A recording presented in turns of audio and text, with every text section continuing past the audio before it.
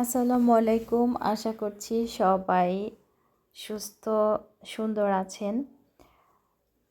তো আরএফএলে একটা অফার চলছিল, সেই অফার দেখেই আরএফএলে আজকে গেলাম। আরএফএলের শোরুমে, আমার বাসার কাছেই আরএফএলের শোরুমটা। তো এখানে চেয়ারগুলোর উপর ডিসকাউন্ট আছে। আমি একটু ওয়ারড্রপগুলো দেখছিলাম। এখানে অনেক কালারের ওয়ারড্রপ ছিল, আর এক একটার প্রাইস কিন্তু এক এক রকমের।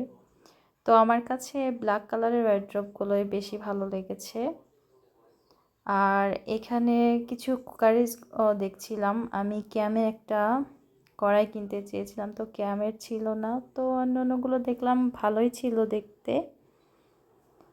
আর এখানে কিছু প্লাস্টিকের অনেক জিনিসই ছিল। তো সব কিছু দেখলাম, আর টুকিটাকি আমার কিছু জিনিস কেনার ছিল, সেগুলো কিনেছিলাম। তো ভিউয়ার্স, ভাবলাম আপনাদের সাথে একটু শেয়ার করি। ঘোরাফেরা সব কিছুই হয়ে গিয়েছে। এখন বাসায় এসে রান্না তো করতেই হবে, কারণ হাজব্যান্ড রাতে এসে খাবে। ও তো ব্যাংকে জব করে, সারাদিন পর রাতে এসে একটা মানে হেলদি খাবার না খেলে তো চলে না, এর জন্য রান্না করা। তো এখানে আমি আজকে রান্না করব বেগুন, আলু আর ইলিশ মাছ। তো এর জন্য প্রথমে বেগুনগুলোকে ভেজে নিব, তারপর মাছের টুকরাগুলোকে ভেজে নিব। ভেজে নেওয়ার পর আমি মূল রান্না শুরু করেছি। রান্নাটা সম্পূর্ণ দেখানো হয়নি এখানে। এই তো দেখেন ফাইনাল লুক।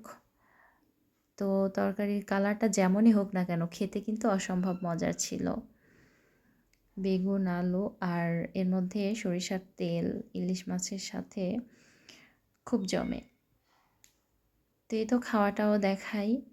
এখানে একটু আলু, একটু বেগুন, সাথে ভাত মেখে আর সাথে মাছ নিয়ে খেলে কিন্তু অসম্ভব মজার লাগে।